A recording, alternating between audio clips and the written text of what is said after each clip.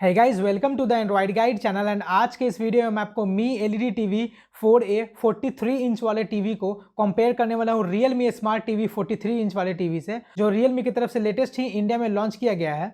तो आज वीडियो में मैं आपको बताने वाला हूँ इन दोनों टीवीज़ में सिमिलैरिटीज़ क्या क्या है, डिफरेंसेस क्या क्या हैं और क्या प्रो फीचर मिलता है कौन से टीवी में। और मैं आपको ये भी समझाने वाला हूँ कि कौन सा टीवी अगर आज के डेट में आप परचेस करते हैं तो आपको कौन सा टीवी जो है वो पिक करना चाहिए। तो चलिए वीडियो में आगे बढ़ते हैं, मैं आपको पूरा स्पेसिफिकेशन जो है वो इन डिटेल कंपेयर कर बताने वाला हूँ। बट उससे पहले अगर आप मेरे चैनल को सब्सक्राइब नहीं किए हैं तो आप मेरे चैनल को सब्सक्राइब कर दें, बेल आइकन प्रेस कर दें ताकि जब भी मैं वीडियो डालूँ तब आप तक नोटिफिकेशन पहुँच सके। तो चलिए वीडियो में आगे बढ़ते हैं और मैं आपको कंपेयर कर बताता हूँ।